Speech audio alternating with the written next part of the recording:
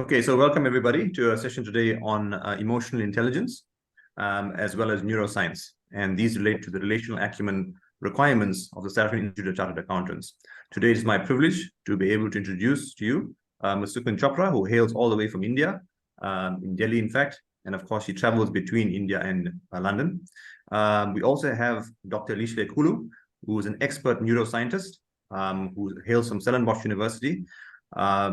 And both of them have very, very good, strong backgrounds for the subjects that we're dealing with today. So Sukun is an EQ specialist. She also possesses a master's degree in business management from the University of Sydney. She also holds her own special podcast on becoming an epic being. And she will help us around the emotional intelligence side of today's discussion. And we also have Dr. Qulu, who also is a behavioral neuroscientist and neuro leadership coach at Stellenbosch University. Dr. Qulu is an expert in the field, and very happy to have her because she's also an ex-UKZN graduate. So she comes from our university, and we're very happy to have her. She also works with MIT on certain projects, and we really are quite grateful to have both of them here today with us to add to value to students' life and to their studies. So without further ado, I don't want to waste anybody's time. We're going to start with the first question, which is for Sukun Chopra. Sukun, maybe you can tell us what is this emotional intelligence from your perspective? Well, it's all about being aware of the impact of your words and actions on others, and at the same time being able to understand other people's perspectives and what they might be feeling at any given point of time. So that's a crux of EQ, where you basically, come from a space of awareness and understanding the root cause of people's behavior as well as your own. And that, of course, plays out in various dynamics, interpersonal relationships and stuff. Yeah. Okay. So I know that as part of the Chartered Accountant framework that we have, emotional intelligence does play a very, very important part in that role. And of course, self-management, I think, also forms part of that process of emotional intelligence. So this leads me to my next question. We're going to go to Dr. Qulu. And basically, I know self-management means managing your sleep better, managing your diet better, managing your exercise better, and even meditating better. Dr. Qulu, in your opinion, from all the neuroscience research that you've done, is there an optimal diet for academic performance and for students which they can follow? Yes, definitely, Suran. First of all, thank you for inviting us here. And I'm really happy to be addressing our students as a former KZN student, but also hailing from KZN. I'm from Lamontville, right near Chatsworth. So I'm really happy that I can have the opportunity to serve my community. So coming to your question, when it comes to performance in general, academic performance, the brain plays a pivotal role. And there are different drivers, over 10 drivers that drive academic performance or drive behavior, if we may call it that way. And sleep is extremely important. Mindfulness practices are extremely important, as well as your diet. So the brain region that actually controls this is known as the prefrontal cortex. And the prefrontal cortex is called the CEO of the brain. And basically what the CEO of the brain does, it allows you to be able to do the basic benchmark stuff that you do on or let me call it workbench stuff that you do on a daily basis, being able to have good recall, being able to focus, being able to pay attention, being able to create memory from short term to long term. So if you haven't slept well, if you haven't had 8 hours of sleep, and 8 hours of sleep, I'm not talking about sleeping during the day. I'm talking about going to bed maybe at 10 p.m. and waking up around 5 a.m. or 6 a.m. Having good sleep and having all your rapid eye movement cycles take place. That is so important because during that time, that is when the brain learns, The brain doesn't learn during the day when you are receiving information from your lecturer. The brain actually learns when you are sleeping. There's a release of acetylcholine, which is known as a neuromodulator. So it plays a role with other neurotransmitters, such as glutamate and other proteins that are molecular. All of these come in concert to assist you to be able to create the new memories of the information that you were learning during the day. So sleep is extremely important. Sleep when there's no lights on, because that also allows melatonin to be released. And melatonin is actually one of the primary circadian rhythm monitors of the brain. So when it's dark, when the darkness comes, there's a lot of other things that take place that allow you to have your brain refresh you and do all the things that you would want your brain to do in order to create new memories. The second part about nutrition also plays a role in making sure that your connections are strengthened, in making sure that the neurotransmitters and neurotrophic factors that are supposed to play a role in replenishing your brain, in fixing anything that may be out of place. I'm just using layman terms because I'm speaking to a wider audience. So for example, you may have neurotrophic factors that will be released if there's a certain damage in the brain, and food plays a major role. Food that is high in omega-3, and not just any omega-3, not the omega-3 that we find in plants, but the one that has deoxyhexanoic acid, which is shortened for DHA. You can find this, for example, in supplements. If you follow certain research that has been done around the brain and nutrition, you find that they say that even 1,000 milligrams of omega-3 a day is as good as taking an antidepressant. Now, I'm not saying people must not take their antidepressants. You must take your antidepressant, but to facilitate a higher rate in which your brain encapsulates and receives and gives back what you would like to see, taking high levels of omega-3 is important. Omega-3 is also found in certain seafood, such as salmon, and I was very happy to find out that lamb, certain types of lamb have omega-3, certain boiled egg, so you can go through poultry. There's a couple of foods that you can actually take that can increase the rate at which your brain receives omega-3. So it doesn't only just do those neurotrophic factor issues that I've just spoken about, but it also strengthens your blood-brain barrier. And we know that the blood-brain barrier plays a major role in making sure that it forms a permeability membrane where certain substances don't go into the brain or don't exit the brain that are supposed to maybe stay intact. It keeps the integrity of the brain in place. So I could speak the whole day. I get excited. Yeah, I know you're going to go on here. We don't want to go into too much detail. So Yeah, this is not a lecture. And also just to add with the mindfulness practices such as meditation. Meditation also strengthens the prefrontal cortex connections. So if you do meditation, you strengthen your ability to be focused. You strengthen your ability to pay attention. You strengthen your ability to be able to do all of these things we're saying that the prefrontal cortex plays a role in, such as being innovative, being creative, paying attention, facilitating short-term memory to long-term memory. So I will stop there and wait for the next question. Next question. Yeah, it's good. Okay, so thanks for that very, very deep answer, Lihle. I really appreciated that one. Sukun, my next question is for you. I mean, how would you go about improving emotional intelligence for a student?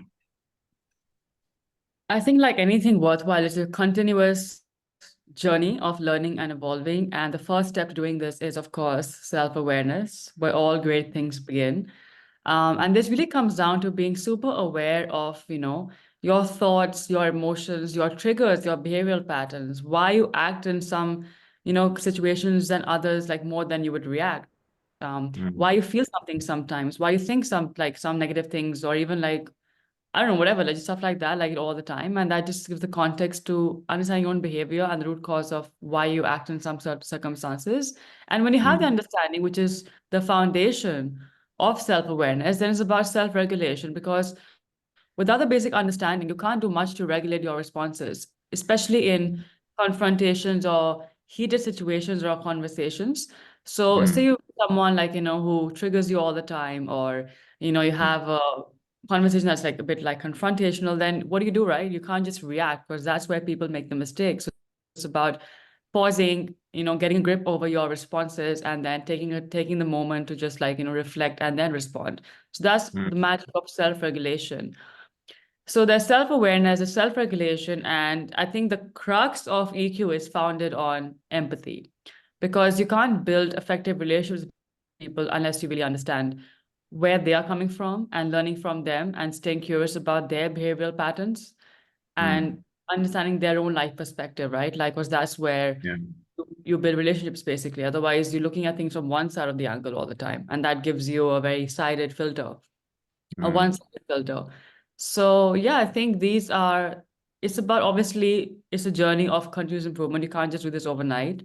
Some people, of course, are gifted with a higher EQ ability than others, because there are many people in the leadership space, even in the 40s at CEO levels, like they just lack basic EQ about understanding the impact of, again, their actions and what they do in the company, and just realizing what they're doing is costing someone else's, like, well-being. So yeah, it's about being able to be open to understanding, like, how you are showing up for someone else and taking it from there. So yeah. Okay. And I mean, Sukun, this is a follow-up question, but in your view, I mean, if you were an employer, would you compulsory make an EQ test compulsory for a person to come into your employment? Would you make it like a 100%, compulsory requirement? 100%.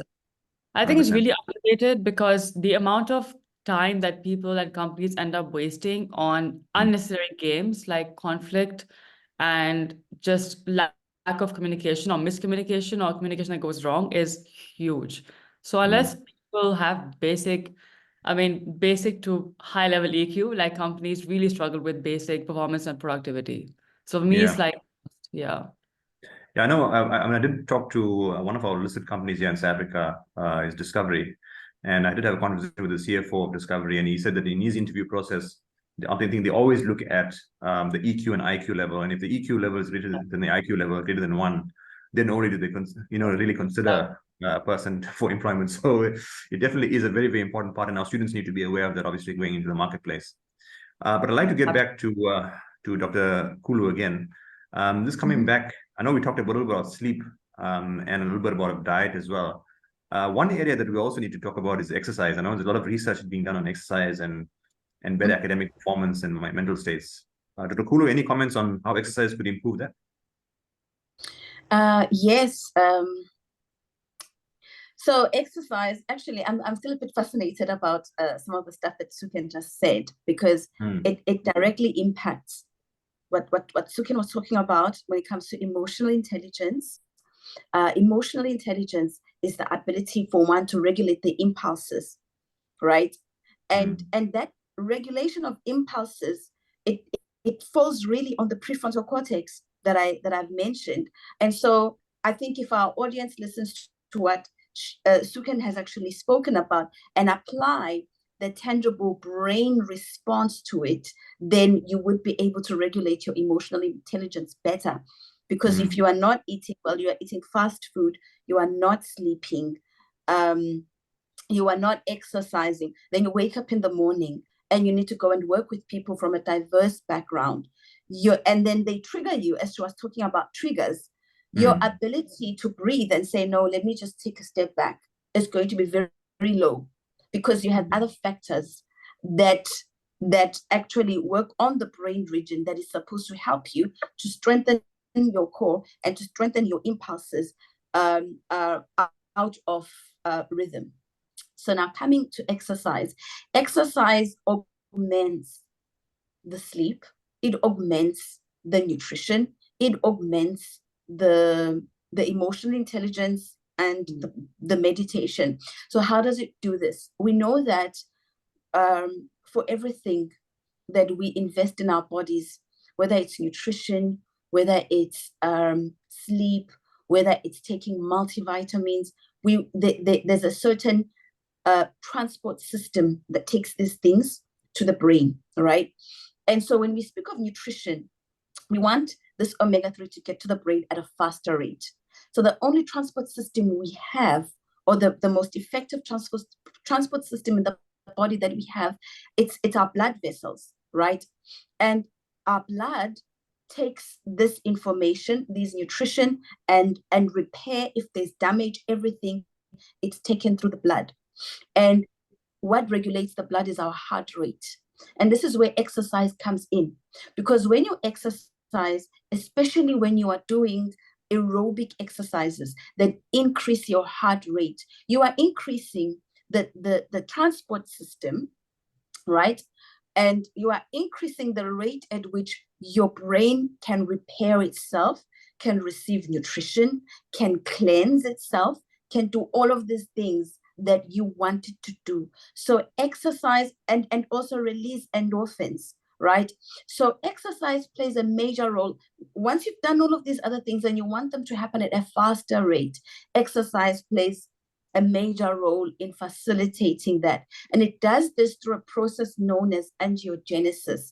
So angiogenesis is a process where the blood vessels are able to sprout out new blood vessels in order to increase the blood vessels that are transporting the nutrition and also removing the toxins and releasing things such as endorphins. Because if I'll make a very lay example, if your brain only has 10 blood vessels that are receiving the blood, right? And you want the rate to be higher. If these 10 blood vessels then sprout out new sets of blood vessels, this means you've increased the transportation rate by 50%. So you now have 20, right? Actually, by 100, you now have 20 blood vessels sprouting out and assisting. So this means that everything that your brain is supposed to do, the oxygen level, the energy level, that the brain is supposed to receive, the nutrition, everything, it is augmented, it is heightened, and therefore the effect, and the impact is also heightened. So that is where exercise plays a role. Thanks so much for that, Dr. Qulu. By the way, my follow-up question to you is, do you favor this aerobic intense exercise over sort of the slow walking or the strength training? I mean, is that better for the mind as opposed to the other two type of exercise where you're doing slow cardio or strength training? All of the exercises are very important because they all play a role.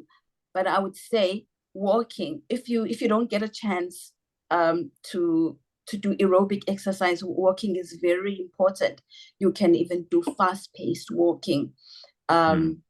Something I used to do during lockdown was to take my headphones and my phone, put it in my pocket, and walk around the complex in between meetings. And that is important because you are also increasing the rate at which your blood flows. Half of the time we sit on our desk and we type and we do things sitting. And so this doesn't favor our heart rate. This doesn't favor all of these things that we want the brain to do. So standing up now and then and walking around the office is very important. Thanks a lot for that. My next question is for Sukun. I love what you said. Oh, I can't hear you. Sorry, one sec. Yeah, I love what you said. Because, I was just saying, like your physiology has got everything to do with your regulation, self-regulation. And in neuroscience, it's also called as having a healthy body budget. Exercise, sleep, nutrition, all of that. So pivotal to how you function in your daily life. It's super, super important. So I love that stuff. 100%. Thanks. Sukun, my next question for you is, what are the practical techniques? I know there's a lot of work on self-reflection and how important that is as part of EQ. What are the practical techniques of self-reflection that you've tested and you think are effective? I think the first starting point is being present to your environment and what any person needs at any point of time while you're with them. Another practical one, of course, is journaling, because that's a great tool to just put your thoughts on paper and get some perspective of why you may be feeling some thoughts, even though they're negative or draining you out. So journaling is a big one, because the perspective you get to be able to question your thoughts is huge when you journal and just reflect on them. And yeah, like, it's all a part of self-awareness, basically. So as a And follow-up question from my side, and when you journal, what do you think a student should actually typically write in his journal? I mean, the day for students who have no idea about journaling and the process of journaling. I think just, stuff that's on their minds, that's bothering them. And if they want to think about a situation in retrospect, then they can ask themselves questions of, why am I feeling this way? What caused me to think or act this way? How can I do better? Because it's all about showing that you're open to feedback. And this is where using triggers as opportunities for growth is also huge, because very often when we get triggered, we just back off and, don't engage. But like, if you can use it as opportunity for growth, that, okay, so I got triggered here. What can I learn from this? Why did the person say this or that? And how can I learn from this? Like, why did it affect me so much? So these are huge, self-reflective questions that really expand on that. And also being like a non-judgmental witness to your own, behavioral patterns, because all of us have a, thing to mess up sometimes and overreact and respond and whatnot. And that just, takes us in this downward spiral. But you can't fix that and not make that a habit or repetition by actually, like reflecting on that, what you can do better next time, but without judgment. Because once you start judging and bashing yourself, then the mind goes into different kind of reactions. It's about being a non-judgmental witness to your behaviors and the situation of what you can do better next time. 100%. Thanks so much. Dr. Qulu, one question for you. I know we talked about this earlier in today's discussion about meditation. I know you go a little bit into it, but can you tell us about the science behind meditation? I know I recommend to my students meditation, and I have taught a few students how to meditate at university. And it's something that students have taken up actually as well. I do actually run yoga classes in the university as well to teach them yoga and meditation. But I think the science behind it would really impress the student as to why it's such an important part of their well-being. I think the science behind, without giving any like molecular detail, is that it works in similar mode as exercise and the diet and the sleep. But what it does is that the more you focus your thoughts, right, it's the more you strengthen your brain pathways that allow you to be able to have this emotional intelligence that Sukun is talking about, right? So the part of meditation is really making the mind still, especially with this artificial intelligence age that we are in, where everything is happening right now. You want an answer, you get it right now. You want to call someone, you get it right now. You have WhatsApp, you have TikTok. So our minds, there's a lot of research that is showing that the current generation is going to really have issues with focusing more than 3 minutes, in one bout.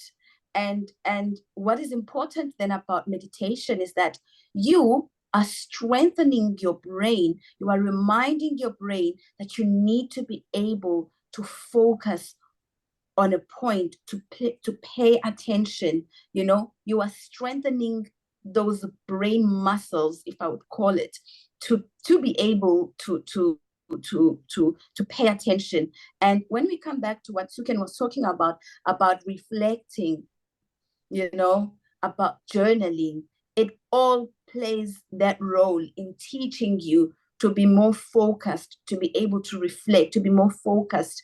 And so I think meditation also plays a role in that, strengthening your prefrontal cortex, strengthening those connections that allow you to be able to focus.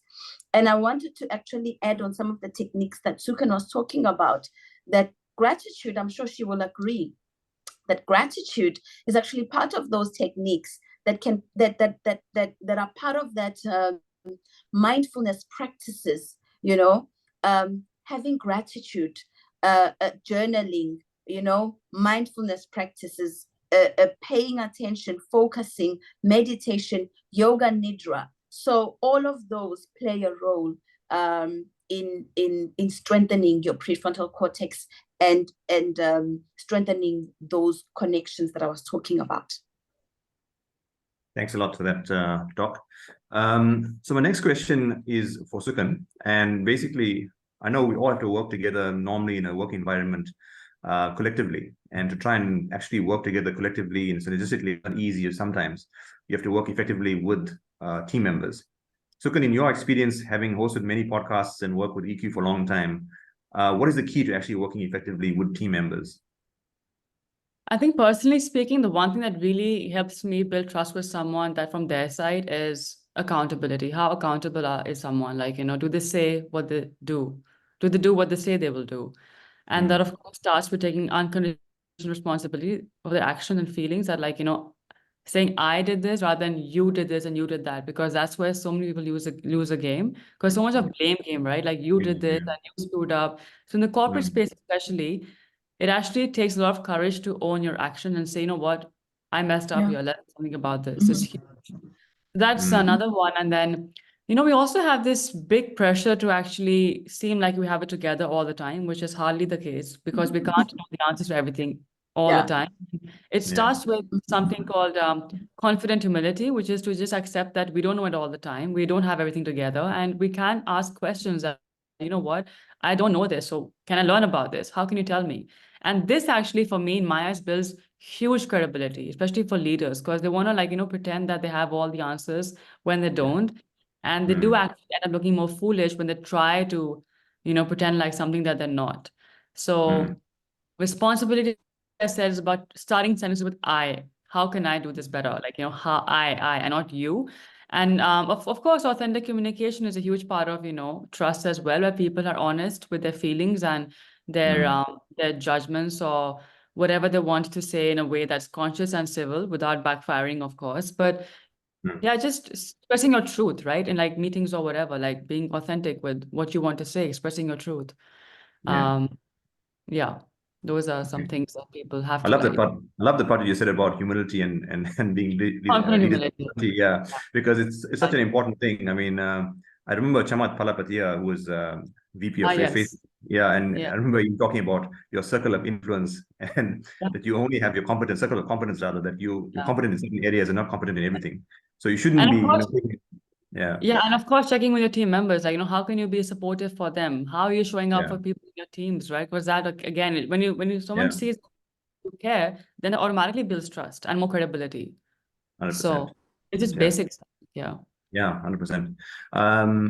Dr. Qulu, the next question is on the social circle, and this follows what I think Sukun was talking about with talking to team members and how to behave. But I know you've also done some research in this area with social circles and the effect on mental health. What can you tell us about the importance of having a good social environment? I think it's important to have a good and healthy social environment. It all actually interacts. Your emotional intelligence, your sleep, your mood, your nutrition. You may be eating right and you may be exercising, but you may find that if you have what they now call toxic, if you have a toxic social circle, that may actually affect, it can have a domino effect and actually affect every other system in your life. So one, it's important to be connected. So this thing of thinking that you can make it on your own is not true, because research has shown that the brain thrives when it has connections. So connections are important.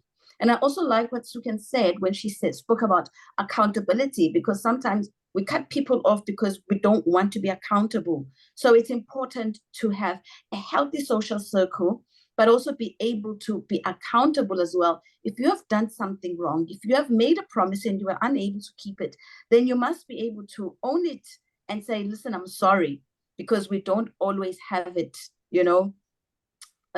perfect. And a good social circle means that even if it's 2 or 3 people, maybe a family member, and then maybe one friend that you trust, and then maybe somebody from your class that you feel this is my circle. These are the people I trust. These are the people that I can say, oh, let's go out for the weekend, or let's do this together. Oh, I didn't have such a good day. That is very important, because it plays a role in the neurotransmitters that are very important for your well-being. That's serotonin, that is oxytocin. In fact, it has been shown that if you only are working on dopamine, just being somebody that wins battles. When I speak of a battle, I'm just talking about like maybe doing well at school, having your deadline and meeting it and doing those things are increasing your dopamine. But a healthy way of celebrating is when you include serotonin in this cocktail. And serotonin comes from happiness, having family around, having good friends around, having people to share your wins with. It makes your win stay longer in your brain, instead of I just conquered this goal and I'm rushing for the next one, so that my dopamine levels can continuously be high. This is what often will then invite negative habits such as drug addiction, such as pornography. You are trying to fix this dopamine, this need for dopamine, and because you are fixing it in a negative way, then you find that you end up adding other things instead of actually having a healthy circle of people and then having healthy dopamine. So true. And thanks so much, Doctor, for that. Can you explain to us, I mean, what role does dopamine actually play in for the students who don't have any idea what dopamine actually is? Dopamine plays a major role in motivation, but dopamine is also released when you are doing addictive things, such as sex, such as alcohol, smoking. Dopamine is released. This is why you find that in the past, or I don't know if they still say it, drug addicts will say, I'm doping, because it released this neurotransmitter that makes you feel good. But also when you're achieving a goal, when you have been working on a whole, I will make an example with you, Prof. You've been working the entire year, and maybe one of the goals was to say, okay, I need to make this podcast, and then after that, I'm closing off the year, right? And so when you tick all these boxes, you feel good. You have achieved a goal, right? And you've achieved it in a healthy way. And if you go back home and you celebrate with your family, you feel even more achieved. You are embodied with hugs. Well, not physical hugs, but your brain is embodied with hugs. You are also releasing oxytocin. But when you achieve this goal and you know that I'm going home to nothing, chances are you're going to drink, you're going to do something more. I'm not saying all the time, but you may find that you may end up drinking and maybe go out and party, which is not a bad thing. But when it becomes your only mode of celebration, whenever you've done something, then these things end up competing with a healthy dopamine. So you may find that now someone who only celebrates with addictive things, that they end up not being able to have goal-directed dopamine. They now have dopamine that even if I achieve at work, but I must support my dopamine with negative behaviors. Whilst if you are having a healthy relationship with your friends, with your family, you have serotonin, you have healthy dopamine being released, then you don't have to actually rely on these other negative things. And even if you live alone, you can still have friends that you call and you celebrate with. So yeah, it can be a lecture on its own, talking about I can see dopamine. that. I can see that. I can go into detail with that. And how to regulate it. Yeah. Okay, cool. So Sukun, my next question for you is, one of the things in our accounting framework for competencies is managing conflict between individuals and even across teams. So in your experience, what are the principles in actually managing conflict between individuals or even across organizations or teams?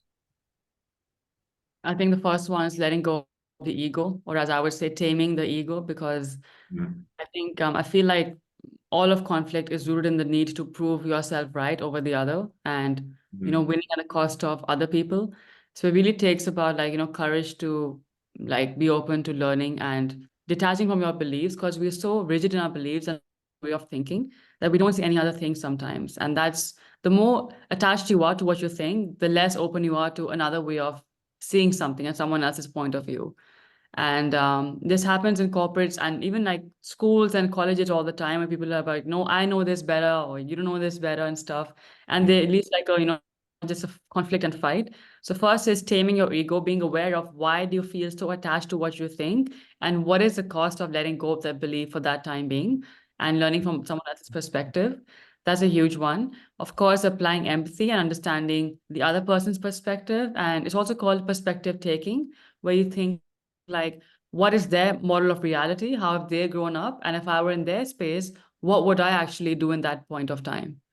Right? Yeah. Because we often Okay. lack that Yeah. perspective. We're so consumed by our own ideas of the world and Yeah. what we believe to be right, what we believe to be true, that we forget to really understand where the other is coming from.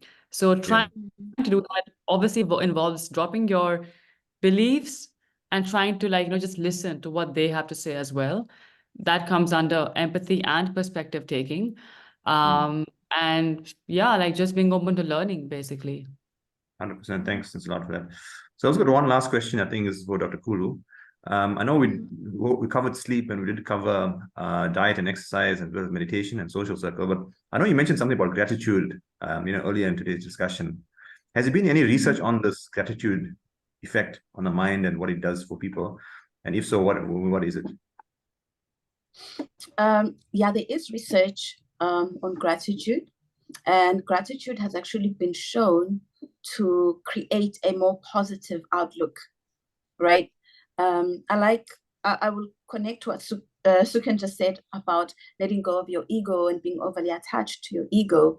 Some of the reasons we may be overly attached to our ego is because we continuously entertain a negative mindset.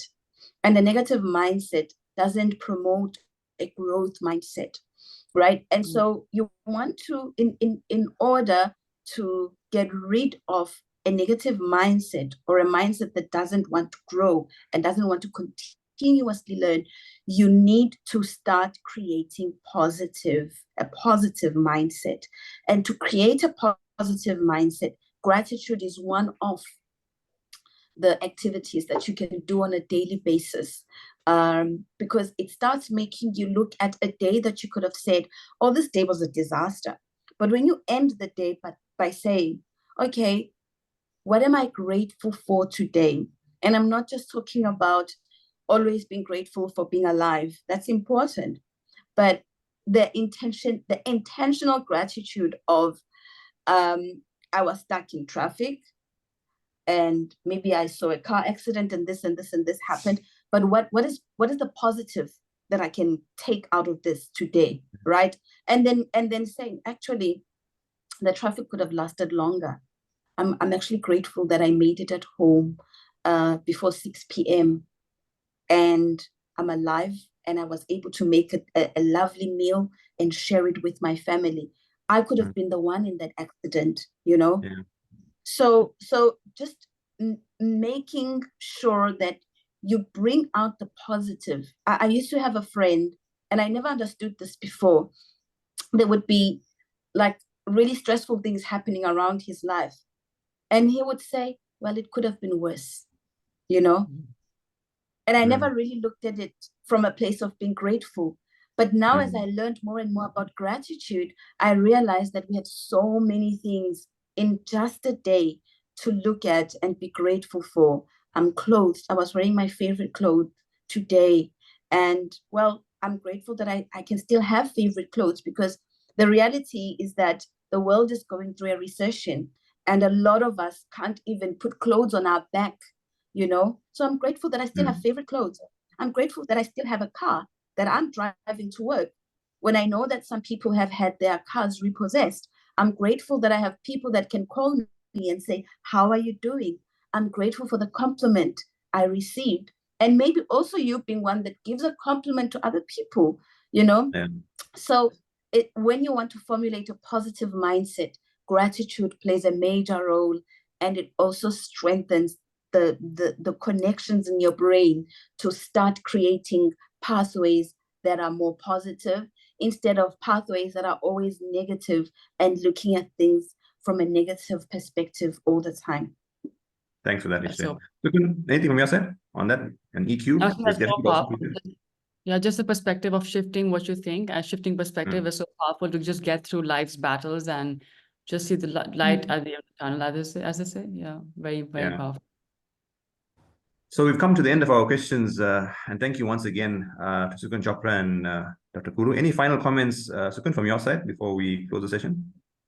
No, thank you for having me, and thank you for having both of us, I guess, because I think it's a very relevant topic for everyone in the world right now, and how we can just, look after ourselves much better, and so we can show up for the world in a better way. So thanks for being pivotal to these kind of conversations. Lihle, from your side, anything from your side? I'm grateful for the platform, and I'm grateful that we could share information that can protect our brains and allow us to continue working with our best capacity instead of just working from a place of tiredness. I'm really grateful. Thanks a lot Thanks, for both of you for attending. So we'll now officially close the session. Thank you again, and we hope to be talking to you soon on related topics. Thank you, and take care, and bye-bye. Thank you, Prof. Bye. Bye. Thank you, Sukun, for joining. Bye. Thank you. Thank you.